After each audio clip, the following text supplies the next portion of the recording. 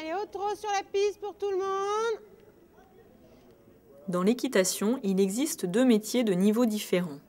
Moniteur, qui prépare aussi à des compétitions, et animateur, qui fait découvrir l'activité. Comment j'ai choisi l'équitation? Parce que toute petite, j'étais en admiration devant ma monitrice et à l'âge de 4-5 ans, j'ai dit je ferai ton métier quand je serai plus grande. Je suis né dans les chevaux, quoi, on peut dire. Je suis né dans les chevaux. Mes parents, ils tiennent le centre équestre, donc moi j'ai vécu toujours avec les chevaux. J'ai toujours été passionné par les chevaux.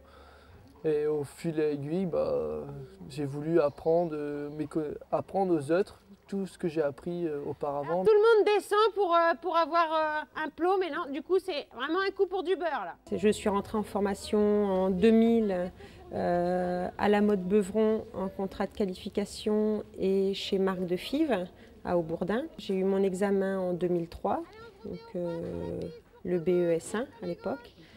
Et puis depuis 2003, donc, je suis monitrice indépendante, donc je me déplace dans différentes structures équestres, donc des écuries de propriétaires, des clubs et chez des privés. À côté de ton poney pour le récupérer, déjà je courrais pas assez vite.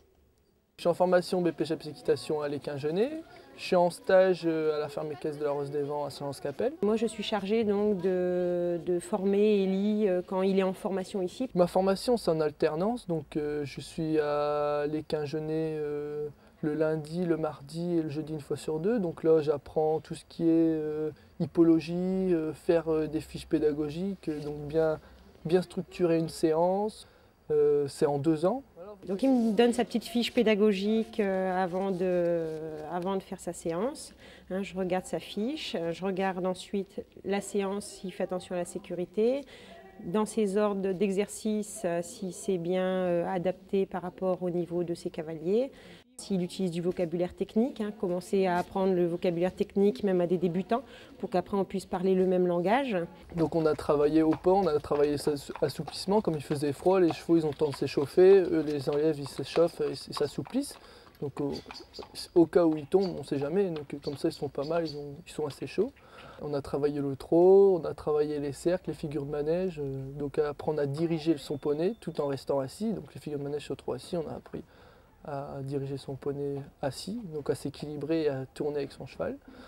Et après, ceux qui voulaient, ils pouvaient galoper à la fin. Et puis ensuite, en fin de séance, il vient me voir, donc je le laisse accompagner ses élèves, et ensuite il vient me voir et on fait le point un petit peu sur sa séance. Alors pour ta voix, toujours le même problème, attention à ne pas élever ta voix en fin de phrase et de parler un peu plus fort. Parce que tes élèves, s'ils sont en C et toi tu te situes plus vers les trop bas, je pense qu'ils vont pas... Je fais découvrir la notion du cheval, le contact avec un animal, mais c'est aussi aider les enfants à préparer des chevaux, faire les soins des chevaux. C'est pas tout d'enseigner, il faut savoir, faut vivre avec les animaux, faut pas avoir peur des heures déjà, parce que c'est un travail, c'est tous les jours. Les chevaux, il n'y a pas d'heure pour les chevaux. Si ton cheval il se blesse à minuit, faut être là à minuit pour le soigner.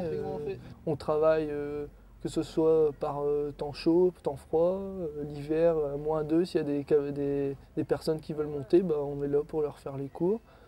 Par contre, quand on est à son compte, il faut savoir qu'il n'y a pas d'horaire. Les chevaux, c'est jour et nuit. Quand il y a un cheval qui est malade au soir, qui fait des coliques, il faut le veiller toute la nuit parce qu'il faut le marcher, ceci, cela. Il n'y a pas d'horaire, il n'y a pas de dimanche, il n'y a pas de week-end. Donc c'est un métier difficile. C'est sûr qu'il faut du courage, beaucoup de volonté. Là, on a la chance d'avoir un manège, mais il y a des clubs, ils n'ont pas de manège, ils n'ont qu'une carrière. Donc que ce soit par temps de pluie, par temps de grêle, s'ils veulent monter, nous on doit être là pour assurer l'intérim, quoi. Il faut aimer les gens, parce que si on n'aime pas les gens, on n'a pas de clients. Il faut aimer les gens et puis être vraiment passionné des chevaux, parce que c'est notre vie. On vit tous les jours avec, donc si on n'est pas vraiment passionné, je pense que ça peut pas se faire. Ce que je préfère, c'est voir évoluer mes élèves.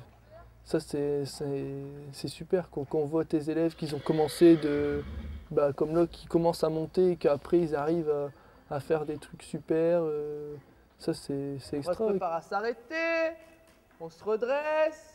Pour travailler dans le secteur de l'équitation, il faut être intégré très tôt dans le milieu et être très disponible. Il faut différencier l'envie de faire du cheval et le métier d'encadrant. Les 2 diplômes nécessaires sont le BPGEPS ou le DEGEPS.